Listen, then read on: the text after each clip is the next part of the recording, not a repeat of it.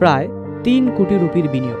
স্বপ্ন ছিল জনপ্রিয় তারকা সালমান খানের ব্র্যান্ড বিং হিউম্যানের গয়না ব্যবসা করে বড় সাফল্য পাওয়ার, কিন্তু সেই স্বপ্ন শেষ পর্যন্ত পরিণত হয়েছে ভয়াবহ আর্থিক ক্ষতির গল্পে। আর এখন সেই ব্যবসায়ী দাবি করছেন, ব্যবসায় ক্ষতির পর শুধু আর্থিক বিপর্যয় নয়, হার্ট অ্যাটাকের মতো গুরুতর অসুস্থতার মধ্যেও তিনি নাকি কারোর সহানুভূতি বা খোঁজ পাননি। চণ্ডীগড়ের ব্যবসায়ী অরুণ গুপ্ত সালমান খান সংশ্লিষ্টদের বিরুদ্ধে প্রতারণার অভিযোগে মামলা করেছিলেন। এবার সেই মামলাকে ঘিরেই নিজের অভিজ্ঞতার কথা প্রকাশ করেছেন তিনি। অরুণের দাবি, চণ্ডীগড়ের মানিমাজরায় বিং হিউম্যানের গয়না শোরুম খোলার জন্য সংশ্লিষ্ট প্রতিষ্ঠানের সঙ্গে চুক্তি করেছিলেন তিনি। ব্যবসা ভালো হবে এবং প্রয়োজনীয় সহযোগিতা পাওয়া যাবে এমন আশ্বাসের পর প্রায় ৩ কোটি রুপি বিনিয়োগ করেন তিনি। শুধু শোরুম তৈরিতেই নাকি খরচ হয়েছিল প্রায় ১ কোটি রুপি, কিন্তু শোরুম চালু হওয়ার পরই শুরু হয় বড় সমস্যা। অরুণের অভিযোগ, চুক্তি অনুযায়ী তিনি নিজ দায়িত্ব পালন করলেও প্রতিষ্ঠানের পক্ষ থেকে প্রতিশ্রুতি সহযোগিতা পাননি, ফলে ব্যবসা প্রত্যাশা অনুযায়ী এগোয়নি। এরপর পরিস্থিতি আরও খারাপ হয়।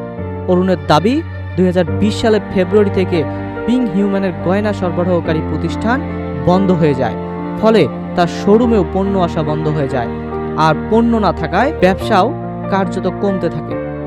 ব্যবসায়ীর অভিযোগ, তাকে ব্যবসার সম্ভাবনা সম্পর্কে ভুল ধারণা দিয়ে বিপুল অর্থ বিনিয়োগে উৎসাহিত করা হয়েছিল। শেষ পর্যন্ত আর্থিকভাবে বড় ক্ষতির মুখে পড়েন তিনি। এই ঘটনার পর ২০২১ সালে সালমান খান ও সংশ্লিষ্টদের বিরুদ্ধে মামলা করেন অরুণ গুপ্ত। সম্প্রতি মামলায় এসেছে নতুন মোড়। চণ্ডীগড়ের একটি আদালত সালমান খান, তার বোন আলভিরা খান অগ্নিহোত্রী এবং সংশ্লিষ্ট প্রতিষ্ঠানের পরিচালকদের আদালতে হাজির হওয়ার নির্দেশ দিয়েছেন। আগামী ৫ অক্টোবর মামলাটির শুনানি হওয়ার কথা। তবে এখানেই শেষ নয়। অরুণ জানিয়েছে, ব্যবসায়িক ক্ষতির কারণে তিনি মানসিক ও আর্থিকভাবে ভেঙে পড়েছিলেন। এর মধ্যেই তার হার্ট অ্যাটাকও হয় বলে দাবি করেছেন তিনি। কিন্তু তার অভিযোগ, এই গুরুতর পরিস্থিতির পরও সালমান খান কিংবা সংশ্লিষ্ট প্রতিষ্ঠানের কেউ তার শারীরিক অবস্থার খোঁজ নেননি। তবে অরুণ গুপ্তের এসব অভিযোগ অস্বীকার করেছে সংশ্লিষ্ট প্রতিষ্ঠান। তাদের দাবি, ২০১৮ সালে ওই চুক্তিতে সালমান খানের সরাসরি কোনো ভূমিকা ছিল না।